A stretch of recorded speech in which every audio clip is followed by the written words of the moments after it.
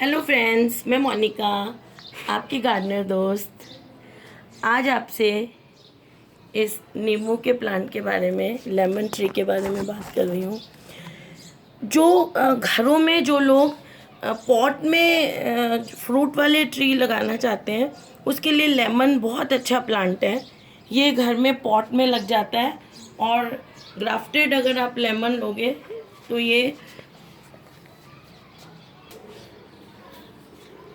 तो उनके लिए ये बहुत अच्छा प्लांट है, घरों में जो उगाए जाते हैं। ये प्लांट है जो गमले में भी अच्छे फ्रूट दे देता है।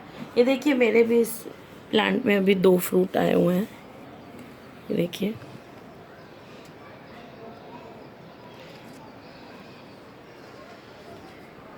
तो फ्रेंड्स, ये जो प्लांट है, इसको अगर आप गमले में लगा रहे हैं तो इसकी मिट्टी जो है वो बड़ी पोरस होनी चाहिए। गमले के नीचे का जो होल है वो बहुत अच्छा होना चाहिए ताकि उसमें से पानी निकल जाए, और मिट्टी पोरस होनी चाहिए। देखिए, मेरे प्लांट में, मैं सभी प्लांट्स में ये रूल होता है कि गमले में मिट्टी पोरस ही ली जाती है। ये देखिए, इस तरह की मिट्टी होनी चाहिए जिसमें, जैसे एक गमले की मिट्टी तैयार करनी है तो 3 हिस्सों में इस मिट्टी को बांटें। तो एक हिस्सा गार्डन सॉइल, एक हिस्सा बजरी, और एक हिस्से में आप गोबर की खाद या पत्ती की खाद, जो भी खादें लेनी है, 2-3 नीम की, गोबर की और पत्ती की खाद मिक्स करके एक हिस्सा वो ले लीजिए। 3 हिस्सों में बांटें अगर हम इसको। एक हिस्सा गोबर और पत्ती और नीम की खाद, तीनों को मिक्स करके जो मिक्सचर बनेगा, एक हिस्सा वो, एक हिस्सा सैंड जिसको बजरी भी कहते हैं, और एक हिस्सा इसमें गार्डन सॉइल, ये मिला के इसकी मिट्टी तैयार करनी है। और मिट्टी ऐसी होनी चाहिए जिसमें कि पानी रुके नहीं। अगर इसको आप ज़मीन में भी लगा रहे हैं तो ज़मीन में भी, जहाँ इस प्लांट को आपको लगाना है वहाँ पे आप ऐसा करिए कि एक गड्ढा खोद लीजिए। जितना ये प्लांट का रूट बॉल है उससे थोड़ा 2-2, 4-4 इंच बड़ा एक ज़मीन में गड्ढा खोद दीजिए और उस गड्ढे में पानी डाल दीजिए। अगर वो पानी 10-15 मिनट में एब्जॉर्ब नहीं हो जाता है मिट्टी के अंदर, तो इसका मतलब वो जगह नींबू का प्लांट लगाने के लिए सही नहीं है। उसमें फिर आप वो जगह दूसरी जगह लगाइए। ऐसा ही टेस्ट दूसरी जगह कर लीजिए, जहाँ पानी जल्दी से निकल जाए उस जगह लगाइए। और अगर आपको वहीं लगाना कंपलसरी है तो बहुत थोड़ा गहरा गड्ढा खोद के, और उसमें आप ऐसा, जैसे हम पॉटिंग मिक्स वाला पोरस मिक्सचर बनाते हैं, ऐसा उसमें सैंड और खाद मिलाकर भर दीजिए, फिर उसमें वो पौधा लगाइए। अब ये हमने मिट्टी की बात कर ली, और उसके बाद पॉट साइज़ की बात करते हैं। तो जो भी प्लांट आप लाएं खरीद कर, उस प्लांट का जो रूट बॉल है, रूट बॉल का जो साइज़ है, मतलब ये जो नीचे आता है पॉलीथीन में, ये गमला या छोटे गमले में आएगा ये प्लांट, उसका जो साइज़ है रूट बॉल का नीचे, उससे 25% बड़ा होना चाहिए गमला। जो रूट बॉल का साइज़ है उससे 25% बड़ा गमला होना चाहिए। तो हम मोटी मोटी बात कर लें तो जैसे इतना रूट बॉल है तो दोनों तरफ उसके 2-2 इंच जगह, या नीचे 2-2 इंच जगह, इतना बड़ा आपको ये गमला ले लेना चाहिए। ज़्यादा छोटे गमले में इसको नहीं लगाना चाहिए। और गमला जब भी आप इसके लिए लें, नींबू के प्लांट के लिए, तो ऐसा मिट्टी का, क्ले का गमला लीजिए। ये देखिए, आजकल बहुत ज़्यादा सीमेंट के गमलों का चलन है, लेकिन जहाँ तक हो सके आप इसके लिए मिट्टी का गमला लीजिए। मिट्टी के गमले में ये फ़ायदा है कि वो, एक तो उसके ड्रेनेज में से पानी निकल जाएगा, दूसरा इस मिट्टी के गमला जो पोरस होता है, जैसे हमारे मटके पोरस होते हैं वैसे ही ये पोरस होता है, और इसके थ्रू जो एक्स्ट्रा पानी जो है, जितना प्लांट ने ले लिया, वो पानी इसके थ्रू एक्स्ट्रा, इसकी दीवारों से भी, यहाँ से भी पानी निकल जाता है, और यहाँ से हवा भी अंदर जाके रूट्स को मिलती है। तो इसलिए मिट्टी के गमले जो है प्लांट के लिए बहुत अच्छे रहते हैं। अब हम लाइट की बात करें तो ये जो गमले में भी आप लगाते हैं या ज़मीन में भी, जहाँ सनलाइट फ्रेंड्स, इस प्लांट को 7 से 8 घंटे की धूप चाहिए।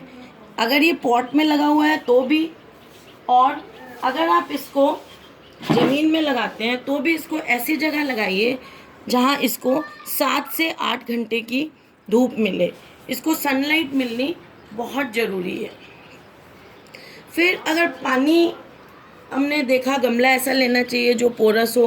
पानी जो है इसको बिल्कुल एप्रोप्रिएट चाहिए होता है, ना ज़्यादा ना कम। अगर आप इसको ज़्यादा पानी दे देंगे या पानी आप इस प्लांट को कम देंगे, ये दोनों ही सिचुएशंस में इसमें फ्रूट और जो फ्लावर्स हैं वो नहीं बनेंगे। ज़्यादा पानी हो जाएगा तब भी इसमें फ्रूट और फ्लावर्स नहीं बनेंगे, और कम पानी हो जाएगा तो भी नहीं बनेंगे। तो इसलिए इसको जो है पानी बिल्कुल आपको देख के एप्रोप्रिएट देना है। एप्रोप्रिएट कैसे देना है कि जब भी इसके ऊपर की मिट्टी आप ऐसे चेक करके देखेंगे, ऐसे अंदर उंगली डाल के, तो ये जो यहाँ की मिट्टी है, ये अभी देखिए इसमें सारी मिट्टी मॉइस्ट है। तो अगर आप इसको ऐसे डाल के उंगली 2 इंच अंदर देखेंगे और यहाँ से मिट्टी सूखी आ रही है, तो आप इसमें पानी देंगे। और जब आप पानी देंगे तो अच्छी तरह देंगे कि नीचे से पानी इसके होल में से निकलने लग जाए। बिल्कुल इसको पानी से कंप्लीट दे देंगे इसमें पानी, और उसके बाद 2-3 दिन बाद जब भी पानी की ज़रूरत हो तब देंगे। जब बहुत ज़्यादा गर्म हवाएं चलती हैं और गर्मी का मौसम होता है, उस टाइम इसको आप रोज़ पानी देंगे ताकि इसको पानी की कोई कमी नहीं हो। इस प्लांट को पिंचिंग और प्रूनिंग की अगर हम बात करें, पिंचिंग आप जानते हैं, मैं आपको सीजनल में भी बताती हूँ। पिंचिंग का मतलब होता है ये जो टिप होती है ना, इसको थोड़ा सा काट देना इतना सा। और प्रूनिंग का मतलब होता है ब्रांचेस को ऐसे काटना दूर दूर से नीचे से। तो पिंचिंग, जब ये प्लांट छोटा होता है तो पिंचिंग अच्छी रहती है करनी, जिससे प्लांट और ज़्यादा, जैसे ये टिप को मैं काटूंगी, अभी नहीं काटूंगी मैं क्योंकि अब इसका फ्रूटिंग का सीज़न आ रहा है, इसमें वो आएंगे फ्रूट्स, तो यहाँ पे ऊपर से काटते हैं तो नीचे से 2 ब्रांचेस निकलती हैं। हालांकि प्रूनिंग में भी ऐसे ही होता है, लेकिन इस प्लांट की बहुत ज़्यादा प्रूनिंग नहीं करनी चाहिए। प्रूनिंग ज़्यादा करेंगे तो फिर ये ज़्यादा फल नहीं दे पाता है। और जब इसकी करो थोड़ी थोड़ी प्रूनिंग करते वक्त सिर्फ जो डेड ब्रांचेस हैं, जो ग्रो नहीं कर रही हैं, जो डिजीज़्ड ब्रांचेस हैं इसकी, मेरे इस प्लांट में भी डिजीज़ हैं, मैं डिजीज़ की जब बात करूँगी तो बताऊँगी। ये देखिए पत्ती रोल हो रही है, इसकी पत्तियों पे स्पॉट्स हैं। तो ऐसी ब्रांचेस जो डेड हो गई हों और जिनमें कोई डिज़ीज़ हो, वो हटा देनी चाहिए। या जैसे मेरा तो ये छोटा सा प्लांट है, अगर बड़ा प्लांट है तो जो ब्रांचेस आपस में ऐसे गुथ जाती हैं अंदर, यूँ गुच्छा सा बना लेती हैं, एक दूसरे से रगड़ खाती रहती हैं, उनको काट देना चाहिए ताकि प्लांट के अंदर से हवा और लाइट अंदर तक पहुंचती रहे। जब बड़ा प्लांट हो जाता है तो उसके अंदर तक हवा और लाइट पहुंचनी ज़रूरी होती है। क्यों ज़रूरी होती है? क्योंकि उससे फिर इसमें कई फंगल डिजीज़ेज़ वगैरह नहीं होती हैं। हवा पत्तियों को वैसे भी मिलनी चाहिए। अच्छा, इसकी बहुत ज़्यादा प्रूनिंग करनी इसलिए भी ठीक नहीं रहती है क्योंकि इस प्लांट में ये क्या करता है, पत्तियों में भी अपना फूड स्टोर करके रखता है। सभी करते हैं, लेकिन इसकी जो पत्तियों में फूड स्टोर होता है वो इन फ्रूट्स के बनने में काम आता है। फ्रूट्स जब बनते हैं तो ये पत्तियों का जो फूड है वो इन फ्रूट्स में भी आता है। अगर आप इसकी बहुत ज़्यादा प्रूनिंग कर देंगे, पत्तियाँ इसकी खूब सारी हटा देंगे, जैसे हम कई प्लांट्स में कहते हैं पत्तियाँ हटा दो, तो इसकी अगर पत्तियाँ हटाएंगे तो फ्रूट्स का साइज़ छोटा हो जाएगा, कम फ्रूट आएंगे। तो इस प्लांट की पत्तियाँ आपको नहीं हटानी है। फर्टिलाइज़र की अगर हम इसकी बात करें फ्रेंड्स, तो ये बड़ा फूडी प्लांट है, बहुत ज़्यादा इसको फूड की ज़रूरत होती है इस प्लांट को। तो इसको आप फरवरी में और सितंबर में बहुत अच्छी तरह गोबर की खाद दे दीजिए। गोबर की खाद जैसे अब बरसातें निकल जाएंगी तब उसके बाद अगस्त एंड में भी दे सकते हैं, जब बरसातें बंद हो जाएं तो बरसातों में हम खाद इसलिए नहीं देते प्लांट्स को, आप लोग बिल्कुल भी मत दीजिएगा ड्यूरिंग बरसात। वो गोबर वगैरह की खाद, लिक्विड खाद तो दे सकते हैं, लेकिन गोबर वगैरह की खाद अभी इसलिए भी नहीं देनी चाहिए कि ज़्यादा बारिश होती है तो वो नीचे से बह जाती है पानी में घुल घुल के गमले के नीचे से। तो हमेशा जो पौधों में खाद दी जाती है साल में 2 बार वाली गोबर की खाद, वो या तो अगस्त एंड सितंबर या सितंबर में, और दूसरा उधर जब सर्दियों के बाद फरवरी में दी जाती है। तो जब इसको 2 बार खाद दें, अच्छी तरह दें। जैसे मेरा ये वाला गमला है, इसमें आप करीब आधा किलो के करीब खाद दे दीजिए, इतनी खाद दे दीजिए इसमें। और खाद जब आप दें फ्रेंड्स, तो इस मेन जो स्टेम है ना, ट्रंक होता है मोटा होके, उससे दूर दें। इस गमले की रिम के साइड साइड ऐसे करें, ऐसे मिट्टी हटा लें, ऐसे गमले की रिम के साइड साइड ऐसे मिट्टी हटा लें, अंदर की तरफ इकट्ठी कर दें या किसी पॉट में अलग इकट्ठी कर लें। ऐसे ऐसे इस मिट्टी को हटा लें, ऐसे 2-2 इंच नीचे ऐसे, और यहाँ पर खाद दे दीजिए अच्छी तरह। और उसके बाद इस मिट्टी को वापस उस खाद के ऊपर से कवर कर दीजिए। इसके साथ में यहाँ खाद नहीं देनी है, यह आप ध्यान रखिए। और इसको खाद देने का एक और रूल होता है फ्रेंड्स, अगर आप ज़मीन में इस प्लांट को उगा रहे हैं, तो जितनी इस प्लांट की हाइट होती है, जितनी इस प्लांट की हाइट होती है, उतनी दूर इस स्टेम से खाद देनी चाहिए। जैसे इस प्लांट की हाइट मान लो 2.5 फुट है, तो आप क्या करेंगे, ये जो मेन स्टेम है, अगर गमले में हम ये नहीं कर सकते, अगर ज़मीन में लगा हुआ है, तो ये जो इसका स्टेम है, जितनी इस प्लांट की हाइट है, मान लो 2.5 फुट है, तो 2.5 फुट दूर इस स्टेम से 2.5 फुट दूर आप एक गोला बना लेंगे प्लांट के चारों तरफ, ऐसे सर्किल में मिट्टी हटा लेंगे, इतनी 6-6 इंच के करीब मिट्टी हटा लेंगे, और उस एक नाली सी बना लेंगे, जितना ऊंचा प्लांट है उतनी दूर इस स्टेम से, उसमें खाद डाल के, खाद खूब सारी अच्छी तरह डालेंगे। जैसे इतना बड़ा खाद है तो 1-2 किलो तक आप खाद डाल दीजिए, और फिर उस खड्डे को भर दीजिए। इसकी जो जड़ें होती हैं फ्रेंड्स, यहाँ सुपरफिशियल होती हैं यहाँ पे, इसलिए बहुत ज़्यादा गुड़ाई करेंगे तो जड़ें जो है वो डैमेज हो सकती हैं।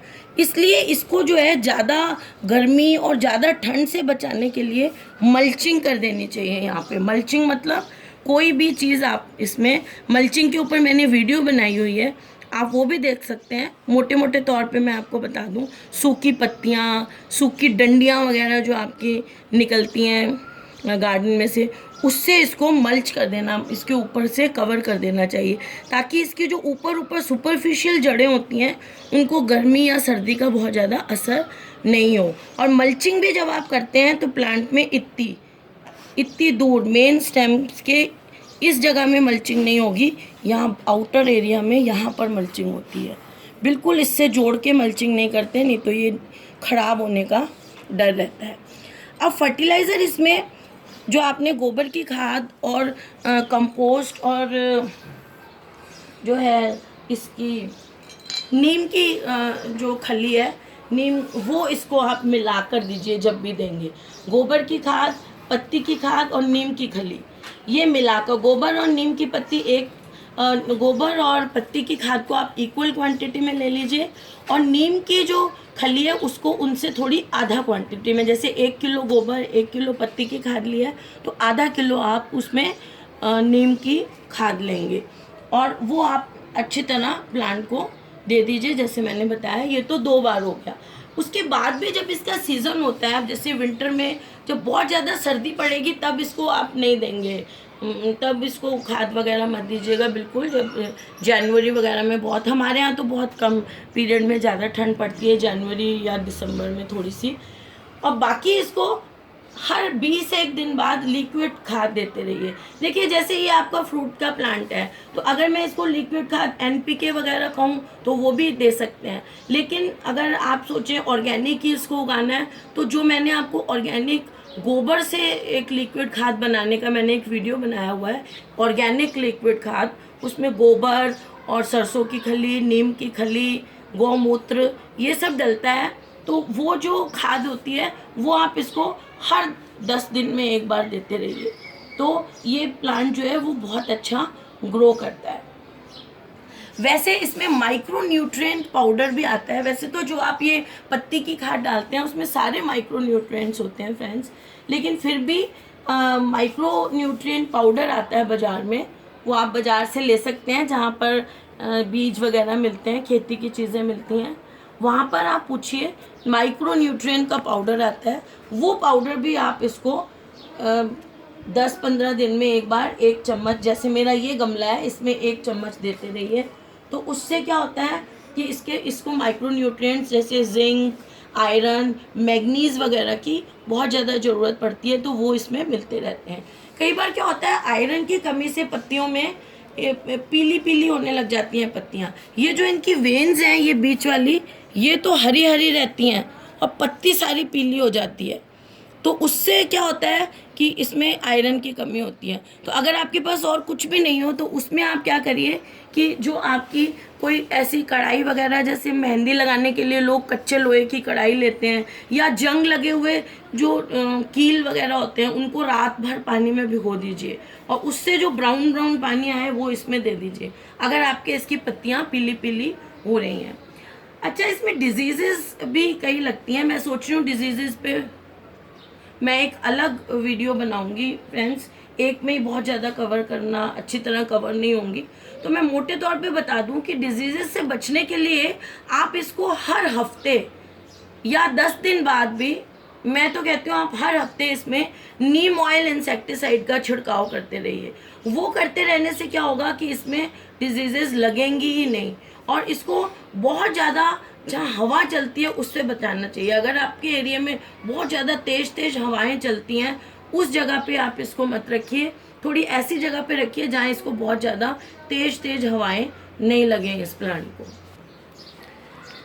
अब ये वीडियो बहुत ज़्यादा लंबी हो गई है, तो मुझे अभी भी इसके बारे में आपको बहुत इन्फॉर्मेशंस देनी है, कई इसकी डिजीज़ेस के बारे में, और भी फ्रूट्स इसमें ज़्यादा कैसे लें। तो उसके लिए मैं सोचती हूँ एक सेकंड वीडियो और बना दूँगी, तो उस वीडियो को भी आप ज़रूर देखिएगा अगर पूरी इन्फॉर्मेशन लेनी है तो।